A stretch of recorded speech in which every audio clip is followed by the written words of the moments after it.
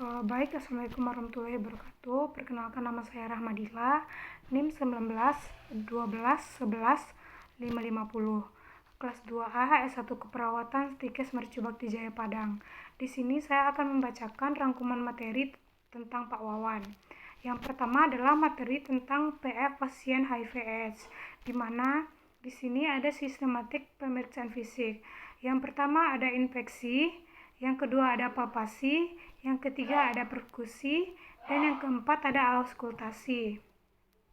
Di mana materi selanjutnya yaitu penata laksanaan pada pasien dengan HIV/AIDS, terapi ARV, di mana alur tata laksana HIV yaitu yang pertama adalah diagnosis HIV, yang kedua diagnosis 10 komprehensif, yang ketiga tata laksana 10 sampai koinfeksi, yang keempat adalah tata laksana HIV, yang kelima adalah monitoring efek samping dan interaksi, yang keenam atau yang terakhir monitoring respon terapi. Di sini juga terdapat indikasi memulai ARV, yaitu terapi ARV harus diberikan kepada semua ODA tanpa melihat stadium klinis dan nilai CD4, di mana yang akan dilakukan yaitu anak kurang dari 1 tahun, selanjutnya umur 1-10 tahun, di sini juga ada remaja, ibu hamil, dan dewasa.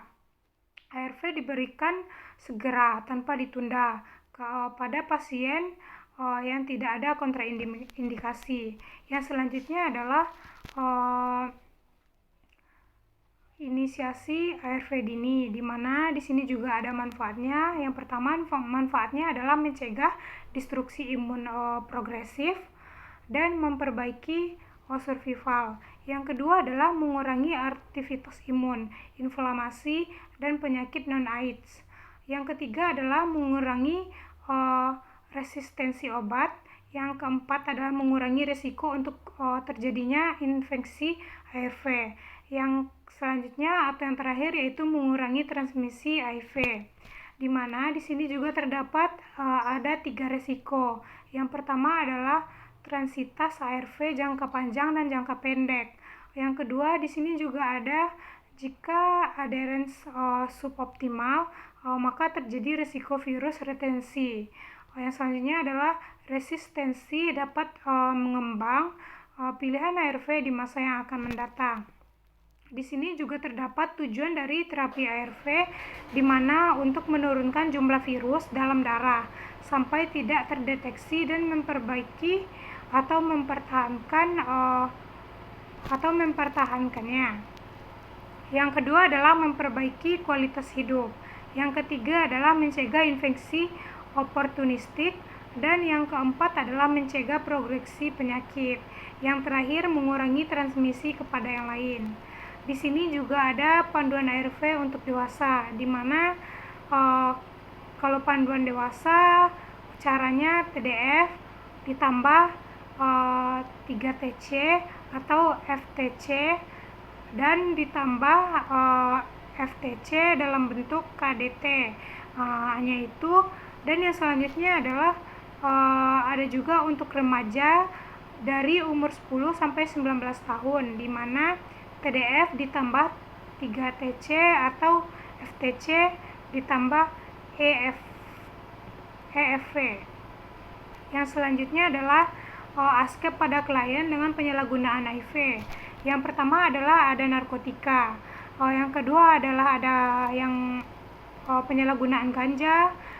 Di sini juga ada penyalahgunaan heroin, kokain, psikotropika, sabu, dan ekstasi. Yang ketujuh yaitu ada bahan adiktif, ada alkohol, ada prekursor, di mana kalau biji ganja dipaksa sebagai campuran masakan, kalau bentuk daun itu untuk resep rokok atau tembakau. Jika ada cairan dan dapat dengan cara aroma klinik, yaitu dicampurkan dalam minuman dan dicampurkan untuk rokok. Yang selanjutnya adalah ASKEP pada COVID-19 dengan HIV/AIDS, di mana pengobatannya adalah Yang pertama, belum ada obat antivirusnya. Yang kedua, pengobatan suportif. Yang ketiga, oksigen. Yang keempat adalah heparin, obat anti pembekuan darah. Yang selanjutnya adalah fungsi organ vital harus dijaga, yaitu dengan cara membersihkan alat vital. Yang selanjutnya adalah ada juga penularannya, di mana yang pertama semua orang bisa tertular.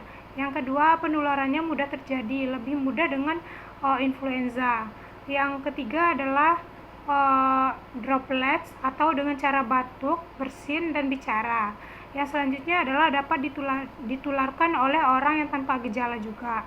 Di sini juga ada kewaspadaan universal, di mana kewaspadaan standar 1 adalah yang pertama kebersihan tangan, yang kedua sarung tangan, yang ketiga masker, yang keempat gaun, yang kelima peralatan perawatan pasien, yang keenam kontrol lingkungan, yang ketujuh penata laksanaan linen, yang kedelapan kesehatan karyawan, yang kesembilan penempatan pasien, yang kesepuluh etika batuk, dan yang ke-11 adalah prokter menyuntik aman.